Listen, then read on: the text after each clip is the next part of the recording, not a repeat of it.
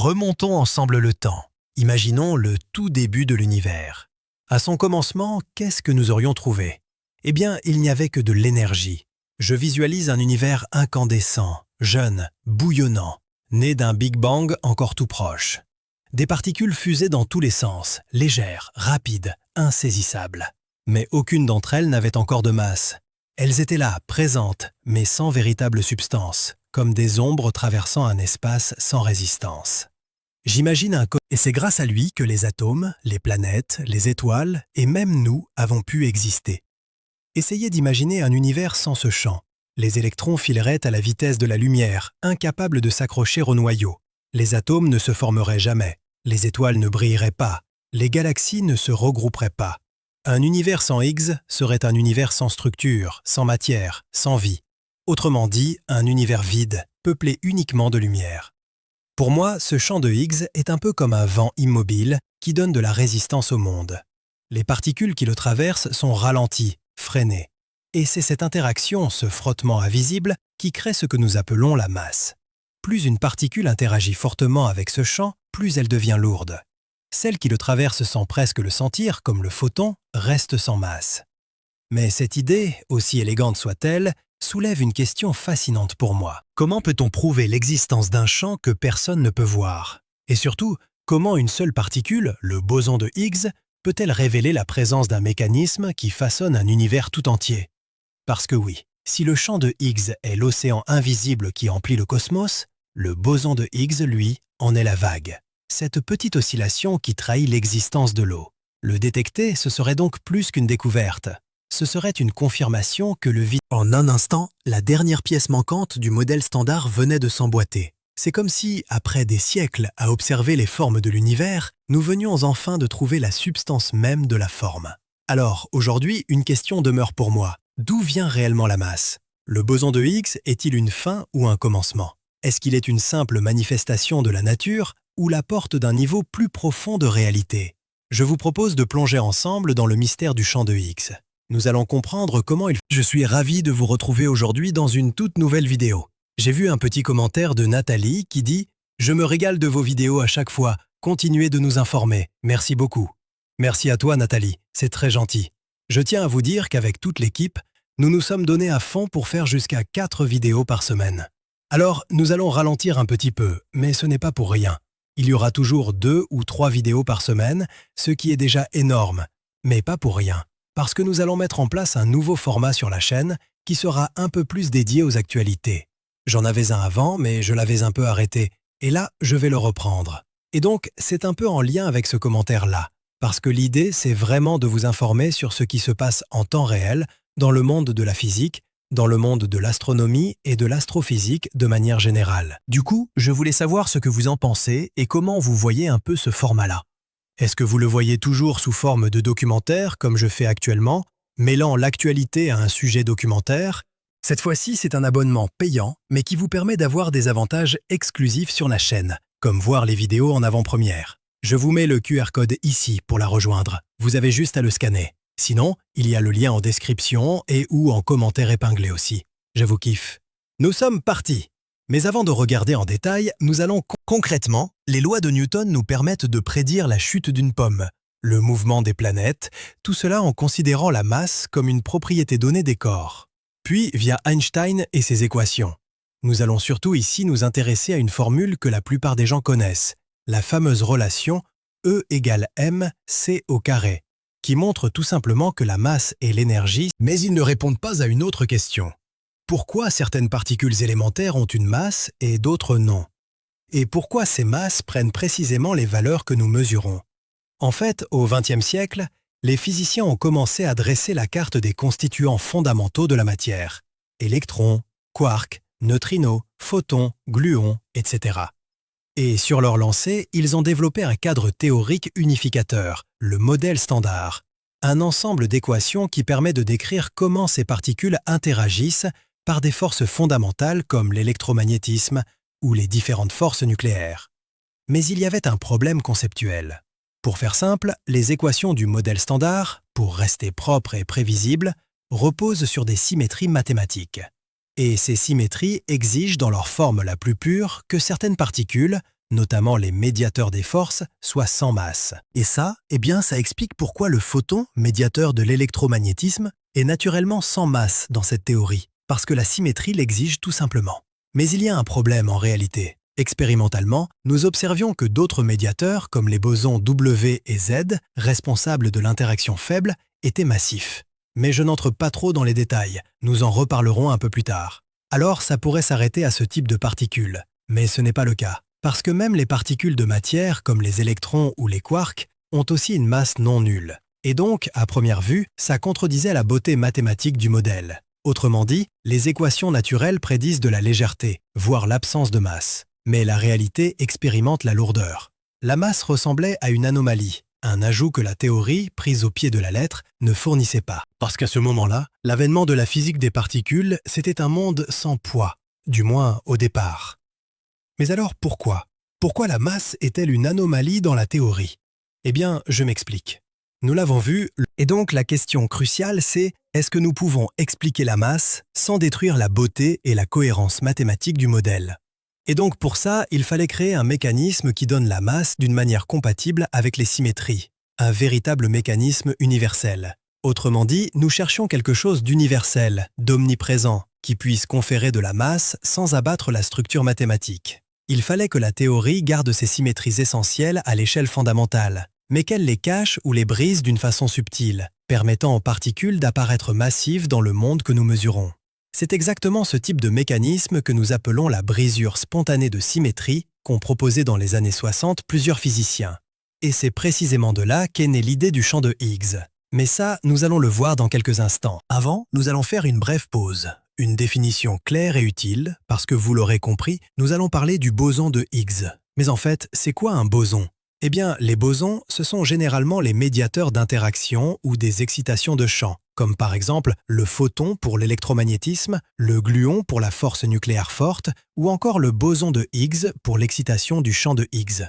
Et pour faire au plus simple, il faut juste se souvenir qu'ils ont une propriété cruciale. En fait, les bosons peuvent partager le même état quantique. En gros, ils peuvent s'empiler dans un même état. Mais il y a une chose dont je ne vous ai pas encore parlé, c'est le spin. Et pourquoi j'en parle? Eh bien, parce que le boson de Higgs a un spin nul, que nous appelons aussi boson scalaire, exactement comme l'action. Et si vous avez vu ma récente vidéo sur le sujet, je vous la mettrai à la fin de cette vidéo. Mais qu'est-ce que ça veut dire au juste? Et surtout, qu'est-ce que ça change? Déjà, il faut savoir que le spin en physique quantique n'a rien à voir avec une rotation au sens classique du terme. Ce n'est pas une toupie minuscule qui tourne sur elle-même dans l'espace. Non, le spin, c'est plutôt une propriété intrinsèque d'une particule, une sorte d'étiquette quantique, une signature interne qui influence la manière dont elle interagit avec le monde. En gros, les particules peuvent avoir des spins entiers, 0, 1, 2, ou demi-entiers, 1 demi, 3 quarts, etc. Et cette différence, minuscule en apparence, détermine tout. La façon dont elle se comporte, dont elle s'assemble, et même le type de matière ou de force qu'elle incarne. Prenons un exemple simple. L'électron, c'est un fermion, donc une brique de matière, et il possède un spin 1,5. Ce spin demi-entier fait qu'il obéit à une règle fondamentale, le principe d'exclusion de Pauli. Autrement dit, deux électrons identiques ne peuvent jamais occuper exactement le même état quantique. C'est cette règle qui empêche toute la matière de s'effondrer sur elle-même. C'est grâce à elle qu'il existe des atomes, des molécules, des solides. Et c'est exactement grâce à elle que nous expliquons pourquoi notre main, constituée d'atomes eux-mêmes constitués principalement de vide, ne peut pas traverser une table faite de ces mêmes atomes. Bref, maintenant, nous allons regarder les photons. Eux ont un spin 1, et comme je l'ai bien répété, ce sont des bosons. Et contrairement aux fermions, ils aiment partager le même état. Ils peuvent s'additionner, se superposer, s'accumuler. Et c'est ce comportement qui permet, par exemple, de créer un laser, des milliards de photons alignés, synchronisés, vibrant à l'unisson. Et alors, que se passe-t-il quand une particule comme le boson de Higgs a un spin nul? Eh bien là, c'est différent, parce qu'une particule de spin 0 n'a aucune étiquette de direction ou d'orientation. Quelle que soit la manière dont nous la regardons, que l'on tourne l'espace, que l'on change l'angle, elle reste exactement la même. Elle est parfaitement isotrope, c'est-à-dire identique sous toutes les rotations. Elle n'a pas de polarité, pas de direction privilégiée.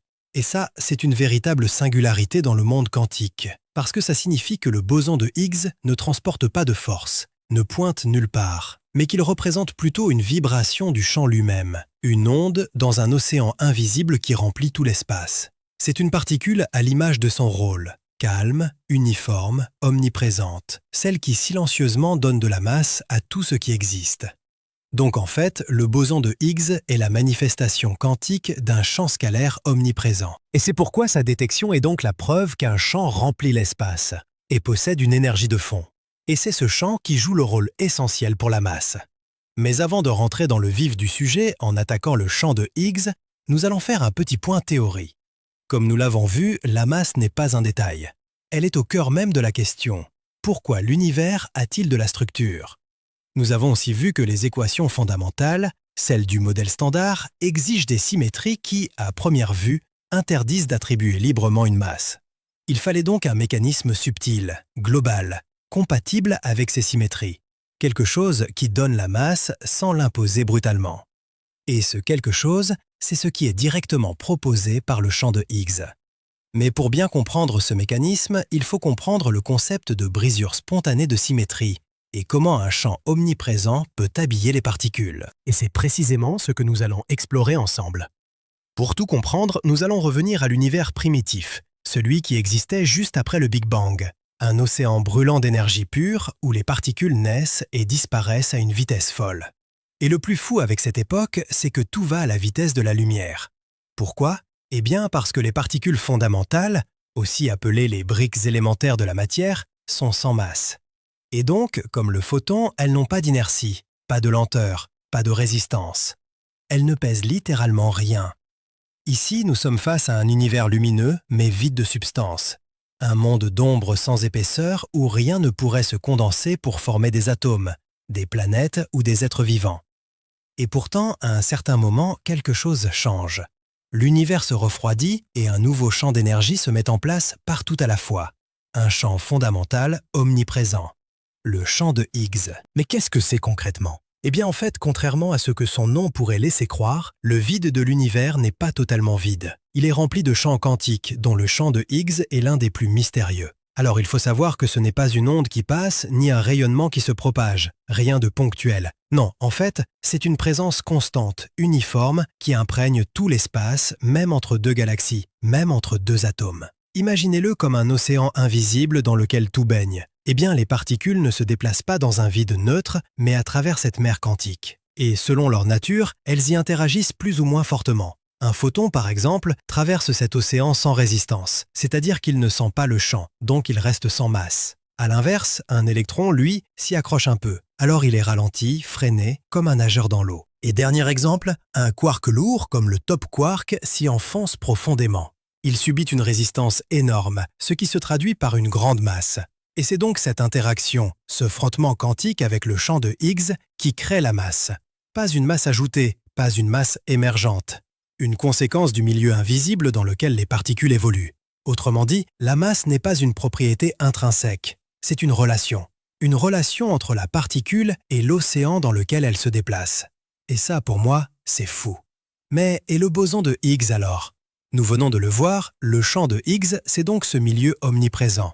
Mais le boson de Higgs, lui, c'est tout autre chose. C'est une vibration du champ, une petite onde à sa surface, une oscillation minuscule qui traduit une excitation locale du champ lui-même. Je sais, ce n'est pas forcément évident. Alors, pour mieux comprendre, nous allons reprendre notre image de la mer. Imaginez à nouveau le champ de Higgs comme une mer infinie, calme et immobile. Elle ne se voit pas, mais elle remplit tout l'espace. Chaque point de l'univers est plongé dedans, du cœur des étoiles aux confins du vide intergalactique. Et comme nous l'avons vu, cette mer, c'est le champ lui-même.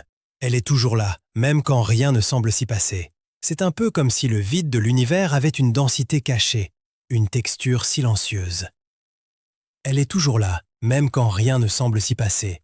C'est un peu comme si le vide de l'univers avait une densité cachée, une texture silencieuse. Mais un champ en physique quantique n'est jamais parfaitement immobile. Il peut vibrer, et quand cette mer invisible se met à onduler, quand elle est localement excitée, ces ondulations se manifestent sous forme de particules. Chaque fois que le champ de Higgs est perturbé, par exemple dans une collision violente entre particules, il réagit en formant une petite vague quantique. Et cette vague, c'est précisément ce que nous appelons le boson de Higgs. En gros, le champ de Higgs, c'est l'océan, et le boson de Higgs, c'est la vague qui prouve que l'océan existe. Quand le CERN a détecté le boson de Higgs en 2012, ce n'est pas le champ entier qu'ils ont vu. Il est beaucoup trop vaste et trop stable pour être observé directement. Non, ils ont vu une minuscule vibration née d'un choc entre deux protons lancés à une vitesse proche de celle de la lumière. Cette vibration a duré une fraction infinitésimale de seconde avant de se dissiper, mais elle a suffi à révéler que la mère quantique du Higgs était bien réelle. Et ce qui rend cette image encore plus belle, c'est que sans cette mère, rien n'aurait de consistance. Toutes les particules fileraient à la vitesse de la lumière, incapables de se lier entre elles. Les atomes, les planètes, nous, tout ça s'effondrerait en un océan de pure énergie. C'est donc le calme de cette mer invisible, son interaction silencieuse avec les particules, qui donne de la densité au monde, qui crée de la lenteur, la gravité, la matière. Et le boson de Higgs, lui, n'est qu'une brève écume à la surface de cet océan fondamental. Le témoin fugace d'une structure plus profonde. Le signe que le vide, en réalité, n'est pas vide du tout. Alors, c'est bien beau tout ça, mais comment ce champ a-t-il pu apparaître? Et pourquoi a-t-il donné de la masse à certaines particules et pas à d'autres? Eh bien, au tout début, les lois de la physique étaient parfaitement symétriques. Toutes les particules et toutes les forces étaient liées par une élégance mathématique presque absolue. Mais cette symétrie était instable, comme une boule posée sur le sommet d'une colline. Techniquement en équilibre, mais prête à basculer au moindre souffle. Puis, à un moment, cette boule a roulé dans une vallée, et l'univers a brisé sa symétrie. Et ce nouveau fond de vallée, cette nouvelle configuration de l'énergie, c'est le champ de Higgs. En fait, en brisant la symétrie, c'est comme si l'univers avait choisi un état particulier. Désormais, certaines particules pouvaient ressentir ce champ, et donc acquérir une masse, alors que d'autres, comme le photon, continuaient de glisser librement. Et c'est un moment clé de l'histoire cosmique. La transition entre un univers sans structure et un univers où la matière devient possible. Le moment où l'énergie prend corps, et ce champ ne s'est jamais éteint. Il est toujours là. À chaque seconde, il interagit silencieusement avec toutes les particules qui composent le monde. Sans le champ de Higgs, les électrons ne se lieraient pas au noyau, les atomes ne tiendraient pas ensemble, les étoiles ne brûleraient pas, et aucune structure n'aurait jamais émergé. Le champ de Higgs est le souffle invisible qui donne consistance au réel. C'est le passage pur du mouvement à la stabilité, de la lumière à la matière, de l'idée même à la présence. Mais pendant longtemps, tout ça n'était qu'un simple rêve mathématique. Une construction élégante, mais sans preuve tangible. Nous avions les équations, les prévisions, la logique, et il manquait la preuve physique, le boson de Higgs lui-même. Alors, les physiciens ont décidé d'aller le chercher. Ils ont construit la machine la plus complexe jamais imaginée par l'humanité, le Grand Collisionneur de Hadron, ou LHC, enfoui sous la frontière franco-suisse. C'est là, dans ce gigantesque anneau de 27 km, que l'homme a fait trembler l'océan de Higgs et vu pour la première fois sa surface onduler. Mais avant de rentrer dans les détails fascinants de cette machine et de cette détection qui a littéralement changé la vision du monde, nous allons nous poser une autre question. D'où vient l'idée d'une telle particule et d'un tel champ?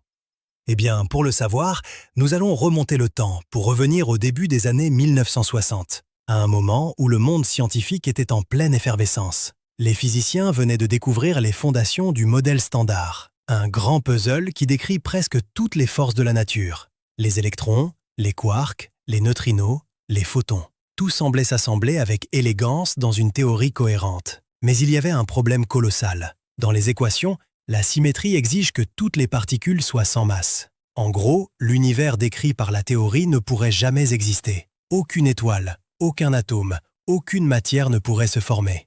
C'était un univers parfaitement ordonné, mais parfaitement vide. Et à cette époque, plusieurs chercheurs se heurtaient à cette impasse. Les équations qui unifient les forces, comme la force électrofaible, s'écroulent dès qu'on essaie d'y insérer des particules massives. La masse semble casser la symétrie qui rend ces théories élégantes. Alors, la question devenait vertigineuse. Comment donner de la masse sans détruire la symétrie? Et c'est là qu'entre en scène un jeune physicien écossais un peu en marge du système, Peter Higgs. En 1964, il s'inspire d'idées développées au même moment par d'autres chercheurs, Robert Brout et François Engler en Belgique, puis Guralnick, Hagen et Kibble en Angleterre. Tous travaillent sur le même concept fondamental, la symétrie brisée spontanée. Leur intuition est aussi simple que géniale. Et si l'univers possédait un champ universel, toujours présent, mais dont l'état naturel n'était pas parfaitement symétrique. Imaginez un sol plat parfaitement lisse sur lequel une balle repose au centre. Ce système est symétrique, ce qui fait que la balle n'a pas de direction privilégiée. Mais si on la pousse légèrement, elle roule et s'immobilise quelque part sur le bord. La symétrie du sol existe toujours, mais elle n'est plus respectée par la position de la balle. C'est ça, une symétrie brisée spontanée. Higgs et les autres ont compris que ce phénomène pouvait exister à l'échelle du cosmos tout entier. Le champ de Higgs serait ce sol rempli d'énergie, et les particules interagissant avec lui rouleraient dessus d'une manière qui leur donne de la masse. Donc, en brisant cette symétrie parfaite, l'univers a perdu une part d'élégance mathématique, mais a gagné la possibilité d'exister. Mais Higgs ne s'arrête pas là, il va plus loin. Il remarque qu'un tel champ ne peut pas exister sans laisser derrière lui une signature, une excitation quantique. Et c'est ici que naît le boson de Higgs. Autrement dit, si ce champ universel existe vraiment, il doit pouvoir produire, dans certaines conditions extrêmes, une particule éphémère porteuse de son existence. Une prédiction audacieuse, presque folle pour l'époque, parce que personne ne savait comment une telle particule pourrait être détectée. Elle n'avait aucune charge électrique, aucun spin et une masse immense, ce qui la rendait pratiquement indétectable avec les technologies de l'époque. Alors, comment a été perçue cette théorie? Folle à l'époque. Eh bien, les premières réactions oscillaient entre scepticisme et curiosité. Certains y voyaient un bricolage théorique, un artifice mathématique pour sauver une belle équation. D'autres comprenaient immédiatement son potentiel révolutionnaire. Si ce champ existe, il explique pourquoi tout ce qui nous entoure a une masse, et donc pourquoi nous existons. Higgs, souvent discret, publie son article en 1964, et il glisse une phrase passée à la postérité. Et cette phrase, la voici. Cela implique l'existence d'un nouveau boson élémentaire. Alors, peu de gens y prêtent attention à l'époque, ne se rendant pas compte de l'impact qu'aurait l'existence d'une telle particule. Mais cette simple ligne allait suffire à changer la physique à tout jamais, en allant jusqu'à titiller le modèle standard. Bon alors, ça fait plusieurs fois que je vous parle du modèle standard. Mais au fond, qu'est-ce que c'est réellement? Avant de traquer le boson de Higgs, il faut comprendre le monde dans lequel il s'inscrit. Un monde minuscule, quantique, où la matière et les forces se confrontent dans une danse d'interactions invisibles. Ce monde, les physiciens l'ont patiemment cartographié au fil du XXe siècle, et ils l'ont appelé le modèle standard de la physique des particules. Imaginez une carte géante qui décrit tout ce qui compose la réalité. Sur cette carte, on ne trouve pas de continent ni d'océan, mais des familles de particules classées par rôle et par comportement. D'un côté, il y a les briques de la matière, les fermions, qui sont les quarks et les leptons, les ingrédients de tout ce qui existe. Pour faire simple, les quarks s'assemblent pour former les protons et les neutrons, et les leptons, comme l'électron, orbitent autour des noyaux. Ensemble, ils composent la matière ordinaire, comme les atomes, les planètes, les étoiles, etc. Et de l'autre côté, il y a les messagers des forces, les bosons.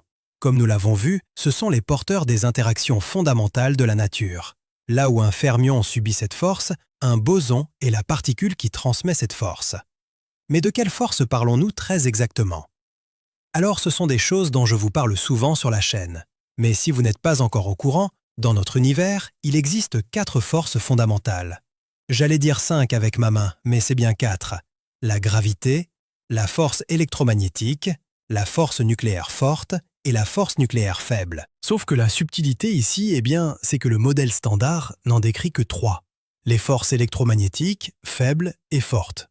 La gravité, elle, reste à part, trop faible à l'échelle des particules, et toujours réfractaire à une description quantique complète. Parce que oui, la gravité est la plus faible des 4 forces. Bref, nous allons maintenant voir nos 3 stars du modèle standard. Ces 3 forces absolument fondamentales, et vous allez voir, je ne vais pas trop rentrer dans les détails volontairement, et ce tout simplement parce que j'ai déjà fait une compilation sur les forces fondamentales. Vous la verrez si vous le souhaitez, je la mettrai à la fin de cette vidéo, et elle est hyper intéressante. Mais nous allons commencer tout de suite par la force électromagnétique, celle qui lie les électrons au noyau, celle qui fait marcher vos aimants, la lumière, et toutes les ondes radio. C'est aussi elle qui protège la Terre des radiations cosmiques et qui lui donne ses pôles. Et l'électromagnétisme, comme vous vous en doutez, est véhiculé par le photon, un boson sans masse qui voyage à la vitesse de la lumière. Ensuite, il y a la force forte, la plus puissante de toutes les forces. Elle maintient les quarks liés entre eux à l'intérieur des protons et des neutrons pour former les noyaux atomiques. Son messager est le gluon, un autre boson, lui aussi sans masse. Et la particularité de la force forte, c'est que c'est une force confinée, c'est-à-dire qu'elle agit seulement à des distances subatomiques, à des échelles extrêmement petites. Et enfin, il y a la force faible. Mais alors, qu'est-ce que c'est? Bon, déjà, il faut savoir que la force faible, c'est une force discrète, mais essentielle, parce qu'en fait, c'est elle qui permet aux particules de se transformer. C'est elle qui, par exemple, provoque la désintégration radioactive. Ces messagers sont les bosons W+, W- et Z0. Mais contrairement aux photons, ces bosons ont une masse gigantesque à l'échelle quantique, environ 80 à 90 fois celle d'un proton. Et c'est là que tout devient mystérieux, parce que c'est là que le problème de la masse prend tout son sens. En fait, dans les années 60, ce détail semblait impossible à justifier. Les équations qui décrivent les forces, notamment la force électrofaible, celle qui unifiait la force électromagnétique et la force faible, ne pouvaient pas tolérer la présence de masse. Et oui, en fait, les bosons W et Z auraient dû être sans masse, exactement comme le photon. Et si ça avait été vraiment le cas, la force faible ne serait plus faible du tout. Elle agirait partout et l'univers tel qu'on le connaît n'existerait pas. Le problème, c'est que si on leur donnait arbitrairement une masse dans les équations, la théorie devenait mathématiquement incohérente. Les calculs explosaient, les prédictions divergeaient, le modèle entier s'effondrerait sur lui-même. C'est comme si la physique avait un plan parfait de l'univers. Mais dès qu'on y ajoutait le mot masse, tout se déformait. Il fallait donc un mécanisme subtil, une astuce de la nature qui permette aux particules de garder la symétrie de la théorie tout en acquérant une masse réelle. Mais quel mécanisme? Eh bien, c'est ici que le champ de Higgs entre en scène. Un champ qui agit comme un bain énergétique qui emplit tout l'univers. Et comme nous l'avons vu, ce que nous appelons la masse, c'est simplement la façon dont les particules interagissent avec ce champ. Plus l'interaction est forte, plus elles vont se frotter au champ. Et donc, plus elles ralentissent et plus elles acquièrent de masse. Et c'est précisément ce mécanisme qui sauve le modèle standard. Mais comment? En fait, les bosons W et Z, en traversant ce champ, obtiennent leur masse colossale, que le photon, lui, n'interagit pas du tout avec le champ, et reste donc sans masse. Libre, lumineux, universel. C'est un équilibre d'une élégance assez incroyable. La symétrie fondamentale de la théorie reste intacte.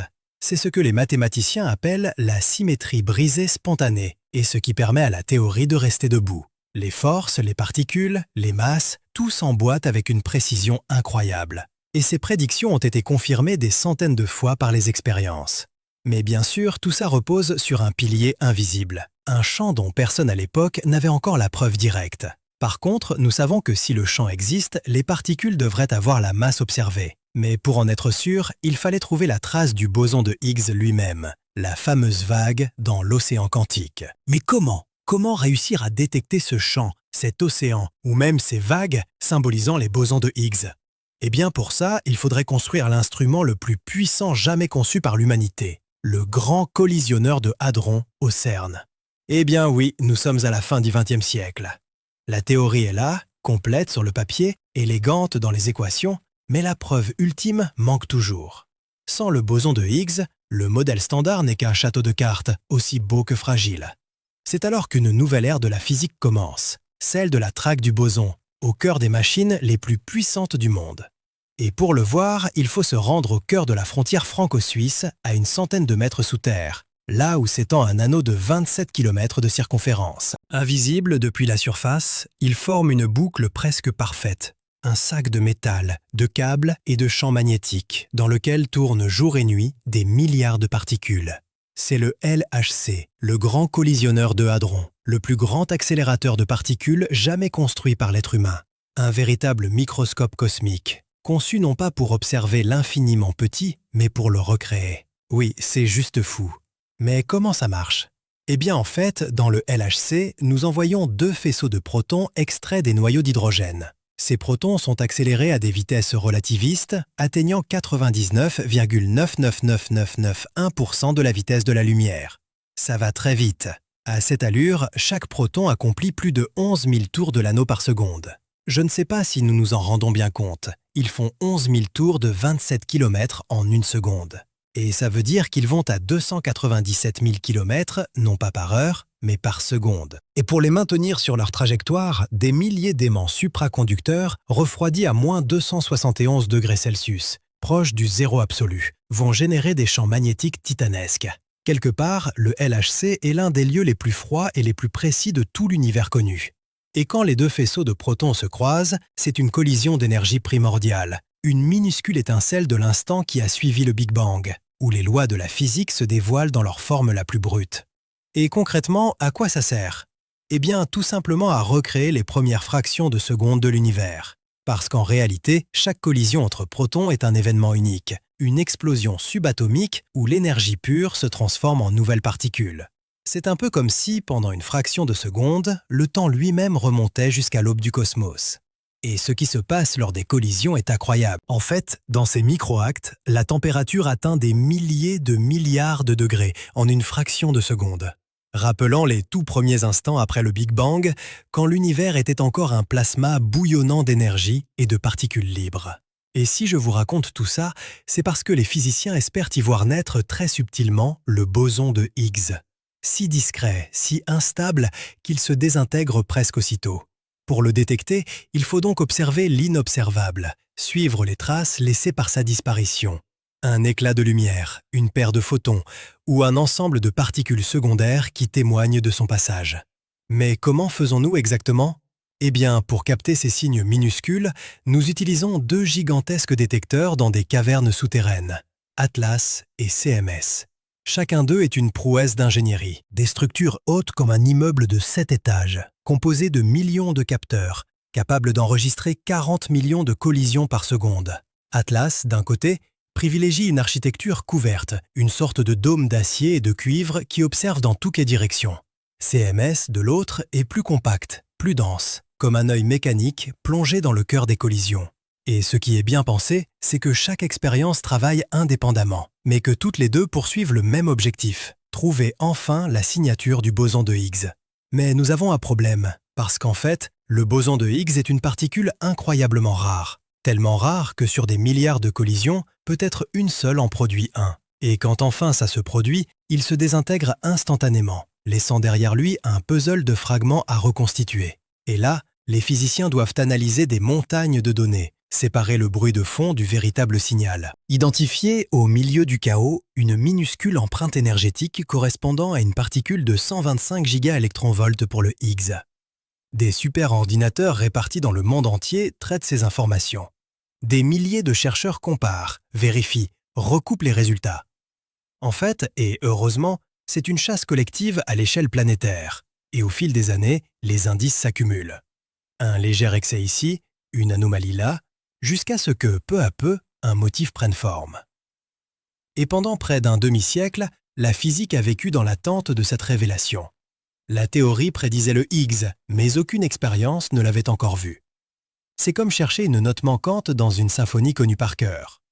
Une note dont on était sûr qu'elle devait exister, mais qu'aucun instrument n'avait jamais encore joué. Chaque nouvelle session d'expérience au LHC rapprochait les chercheurs de la vérité. Et derrière cette attente, il y avait une tension presque métaphysique. Si le Higgs n'existait pas, c'est tout le modèle standard qu'il aurait fallu repenser, peut-être même la structure entière de la physique moderne. Et puis un jour de juillet 2012, le monde a changé. Mais alors, qu'est-ce qu'il s'est passé?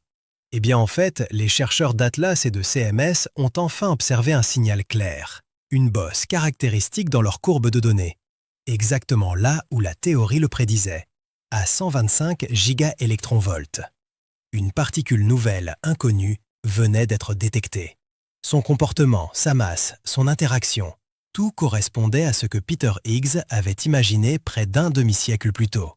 Le monde scientifique s'est arrêté un instant. Les applaudissements ont résonné dans l'auditorium du CERN. Et certains physiciens avaient les larmes aux yeux. Le boson de Higgs, cette vibration de l'océan invisible, avait enfin été révélé à la lumière. Mais si vous le voulez bien, nous allons zoomer un peu sur cette découverte. Le 4 juillet 2012, le jour se lève sur Genève. Un matin d'été qui commence comme les autres. Sauf que non, quelque chose de colossal s'apprête à se produire. Dans les couloirs du CERN, l'air est électrique. Les scientifiques du monde entier se rassemblent dans l'auditorium principal. Certains debout depuis l'aube, d'autres venus de l'autre bout de la planète. Les conversations bruissent en plusieurs langues. Les écrans s'allument, les visages sont tendus, les mains tremblent un peu. C'est le grand jour, celui où peut-être nous allons confirmer la dernière pièce du puzzle cosmique. Les lumières baissent, les caméras tournent. Sur scène, les responsables des expériences Atlas et CMS avancent. Ils affichent les graphiques, des courbes, des pics, des lignes de données que seuls les initiés peuvent lire. Et pourtant, dans la salle, on retient son souffle. Puis la phrase tombe, sobre, calme, chargée de tout le poids de l'histoire. Nous avons observé une nouvelle particule compatible avec le boson de Higgs. Un frisson parcourt la salle. Un silence lourd, presque sacré s'installe. Puis soudain, une explosion d'applaudissements, de rires, de larmes. Les scientifiques se prennent dans les bras, certains pleurent ouvertement.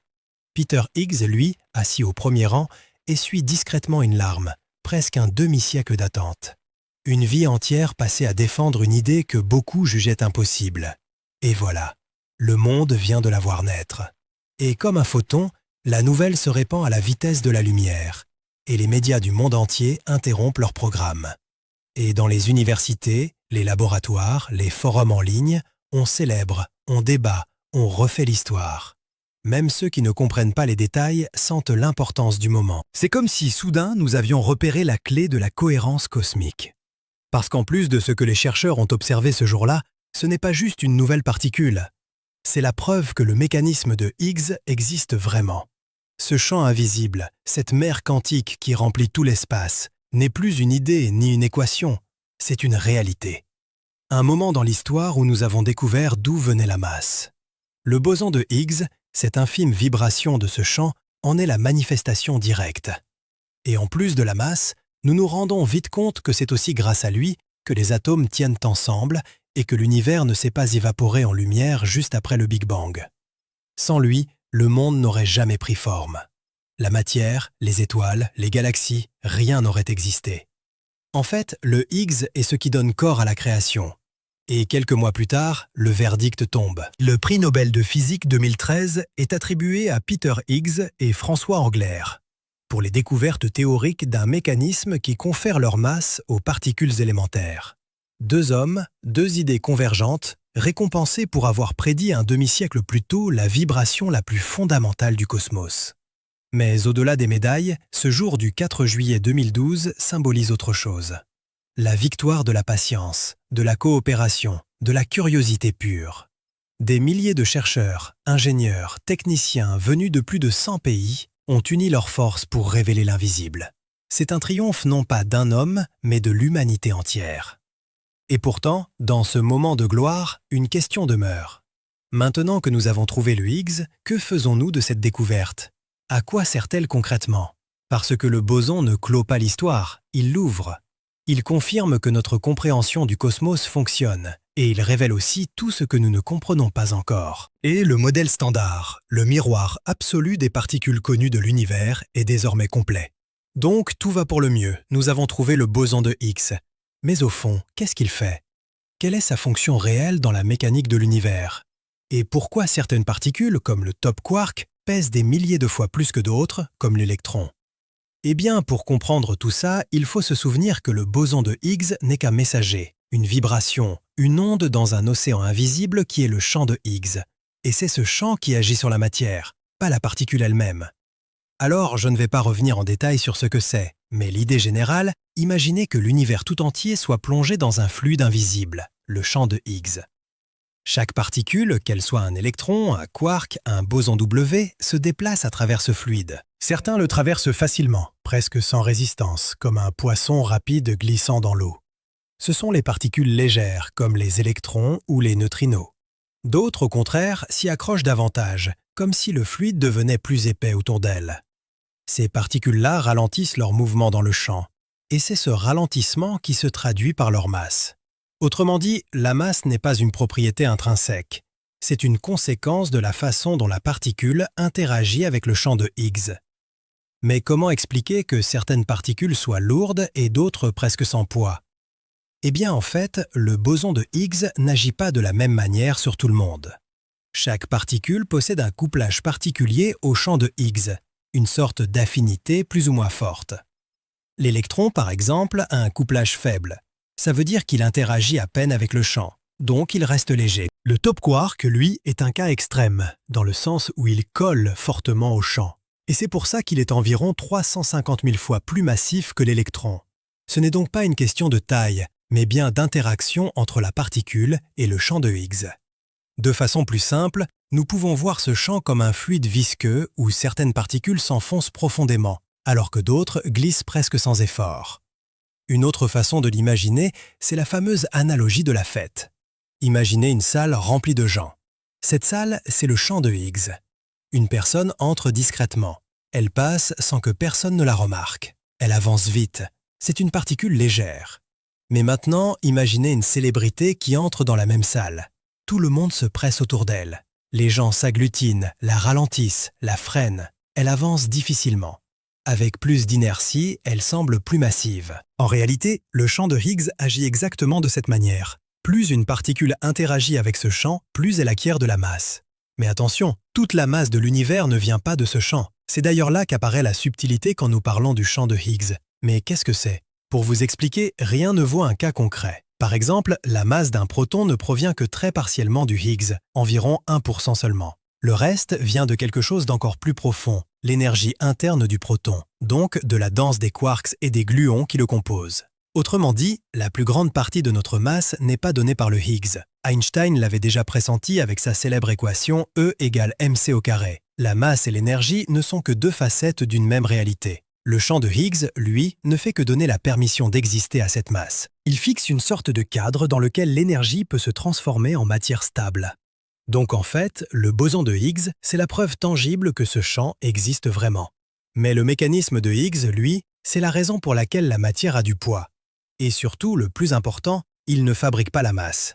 Non, il la rend possible en donnant à chaque particule une relation intime avec le tissu du cosmos. Grâce à lui, la lumière ne traverse pas tout sans jamais s'arrêter. Les particules s'assemblent, les atomes se forment et les étoiles peuvent naître et briller. Le Higgs, en très gros, c'est le souffle quantique qui ralentit la lumière pour donner au monde sa substance.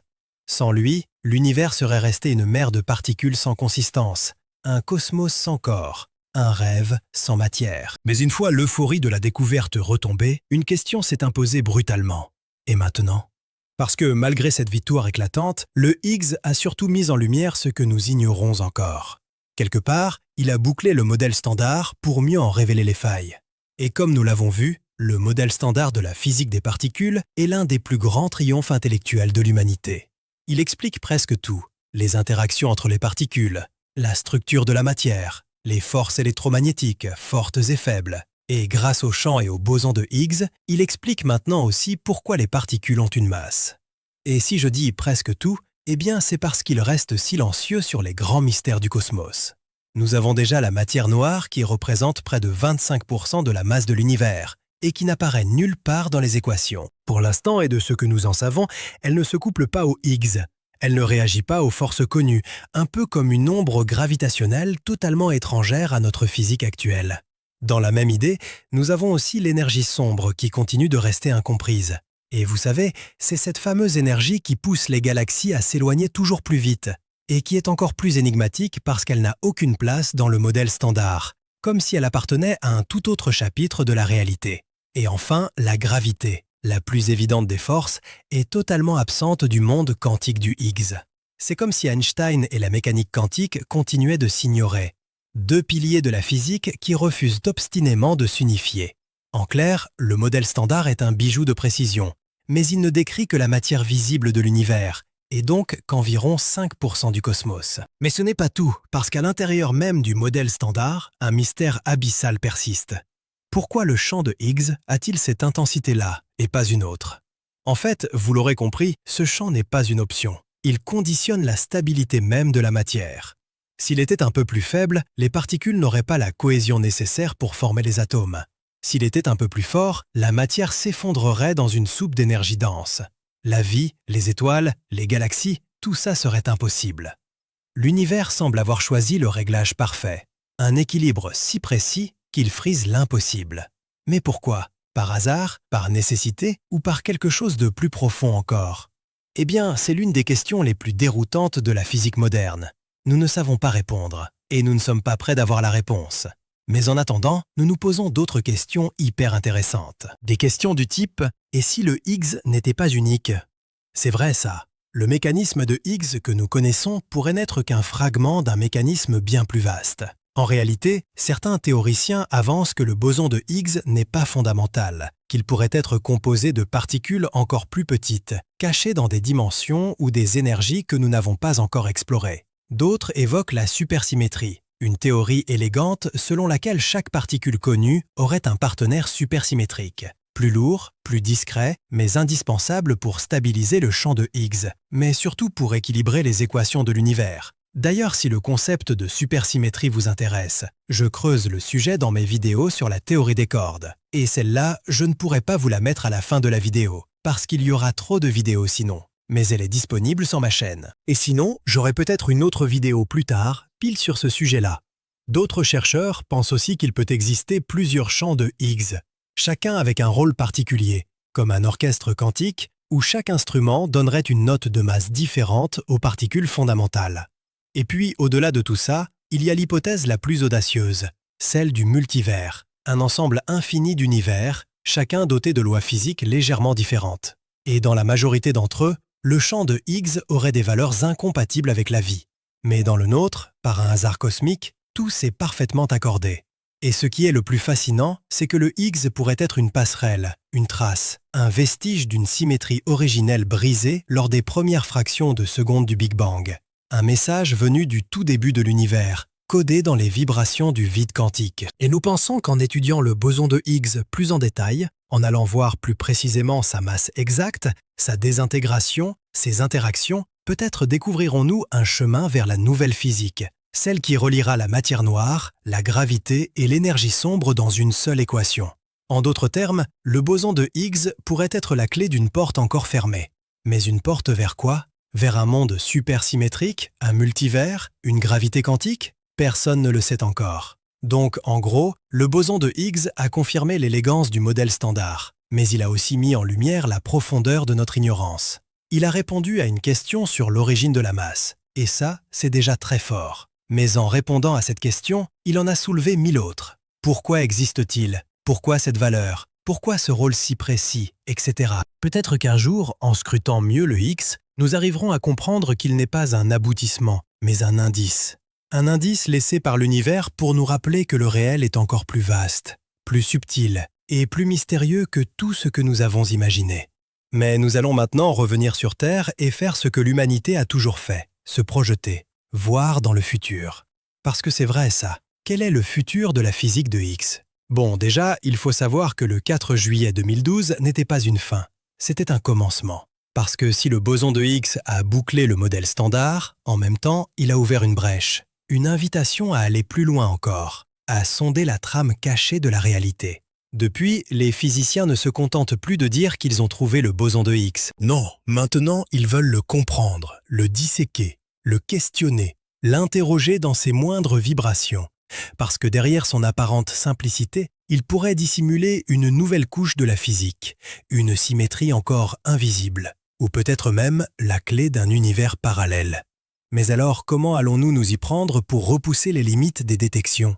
Eh bien, encore une fois, rendez-vous au CERN, sous la frontière franco-suisse, direction encore le grand collisionneur de hadrons qui continue de le traquer.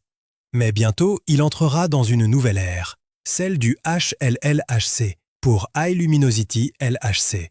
Même tunnel, mêmes aimants géants, mais une luminosité décuplée. Et ça veut dire plus de collisions, plus de données. Des milliards de particules par seconde, dans l'espoir que parmi elles, le boson de Higgs laisse échapper un nouvel indice. Ce nouveau LHC cherchera à mesurer avec une précision inédite la façon dont le boson de Higgs interagit avec les autres particules, son couplage avec le top quark, avec les bosons W et Z, avec lui-même. Parce que dans ces minuscules vibrations pourrait se cacher une signature de nouvelle physique, une déviation, une asymétrie, une imperfection que le modèle standard ne peut pas expliquer. Alors même si améliorer le LHC existant est une excellente idée, c'est loin d'être la seule, parce que l'Europe n'est pas seule dans cette quête de ce boson fondamental.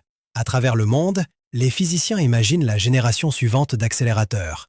C'est par exemple le cas de l'ILC pour International Linear Collider au Japon, qui est un accélérateur linéaire, donc qui n'est pas circulaire comme le LHC, et qui est conçu pour étudier le boson de Higgs dans le calme d'un environnement propre, sans les turbulences des collisions de protons. Son principal objectif sera d'établir une radiographie de précision du boson particule par particule, et aussi le FCC pour Future Circular Collider, qui est un tout nouveau projet européen, et il est absolument titanesque.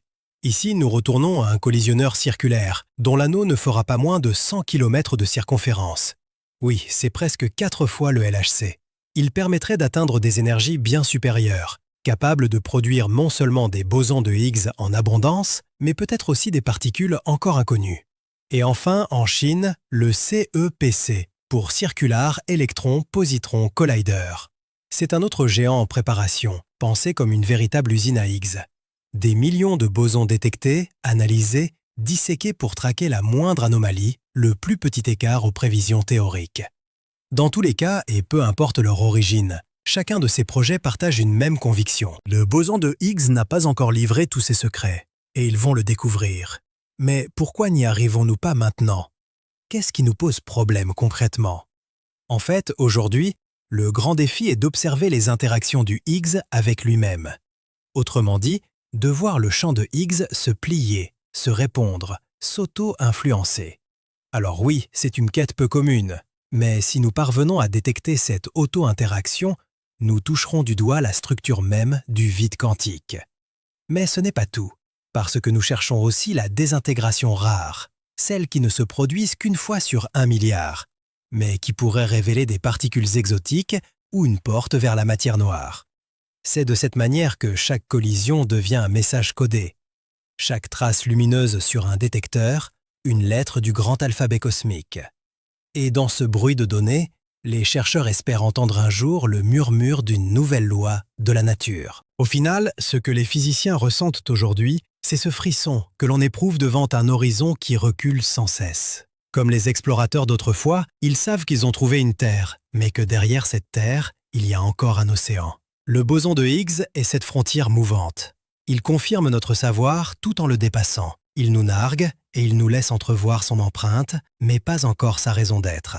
Et peut-être qu'en cherchant à comprendre cette particule, nous allons découvrir une nouvelle symétrie ou une nouvelle dimension de la réalité, là où la matière noire, la gravité quantique et l'énergie sombre cesseront d'être enfin des mystères séparés pour devenir les phases d'une seule et même vérité. En résumé, le futur de la physique de Higgs, ce n'est pas seulement une question de machines plus puissantes. C'est une aventure intellectuelle presque métaphysique. Une poursuite du sens à l'idée folle que, dans un éclat de lumière né d'une collision de protons, nous puissions entrevoir la trame même du réel. Le boson de Higgs, qui, au final, n'est pas seulement une particule découverte dans les profondeurs du CERN, mais qui est plutôt la clé d'un mystère plus grand. Pourquoi quelque chose existe-t-il plutôt que rien? En fait, d'après ce que nous savons depuis le Big Bang, l'univers est un théâtre d'énergie pure. Mais sans le champ de Higgs, cette énergie n'aurait jamais pris corps. Les particules auraient glissé à travers le vide sans jamais se fixer, sans jamais former d'atomes, d'étoiles, ni de mondes. Quelque part, le champ de Higgs, c'est la mer sur laquelle repose toute l'existence. Une toile invisible omniprésente dans laquelle chaque particule plonge, ralentit, façonnée, dotée d'une masse, d'une substance. Et c'est ce ralentissement, ce contact avec l'invisible qui fait naître le réel. En fait, avant Higgs, nous pensions le vide comme un néant. Mais aujourd'hui, nous savons qu'il est plein de potentiel, vibrant d'énergie, constamment agité par des champs quantiques qui interagissent, s'influencent, se répandent. Le boson de Higgs, dans cette vision, devient le symbole du passage, du vide à l'être. Il ne crée pas la matière, il lui permet simplement d'être là. Sans lui, tout ne serait qu'une lumière sans ombre, un univers sans consistance, sans durée. Il incarne cette frontière subtile entre l'existence et le néant, entre ce qui pourrait être et ce qui est effectivement. De notre point de vue et scientifiquement, le boson de Higgs a complété le modèle standard. Il a confirmé que les équations les plus abstraites pouvaient, dans un instant de collision, prendre chair avec un signal lumineux. Mais philosophiquement, il a fait bien plus. Il a rappelé que l'univers repose sur un invisible qui structure le visible, que derrière la matière, il y a un champ, que derrière ce champ, il y a une symétrie, que derrière cette symétrie peut être encore autre chose, quelque chose que nos équations n'ont pas encore appris à dire. Donc, au final, le champ de Higgs n'est pas seulement une idée de physique, c'est aussi une métaphore éloquente de la manière dont tout, dans l'univers, tient ensemble. un champ invisible qui relie, soutient, unifie. À sa façon, il nous raconte la même histoire que les anciens mythes, celle d'un monde né du vide, d'une lumière qui prend forme, d'une présence qui émerge de l'absence. On pourrait dire que le Higgs, c'est le souffle du réel, le point où la physique touche à la philosophie, où l'univers semble se demander lui-même pourquoi il existe. Donc, le 4 juillet 2012, l'humanité a prouvé que l'invisible pouvait être trouvé.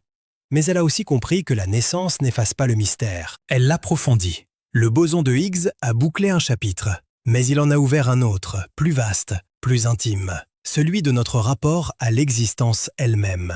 Et je conclurai en disant, d'une certaine façon, le boson de Higgs n'a jamais créé l'univers, mais il lui a donné le droit d'exister.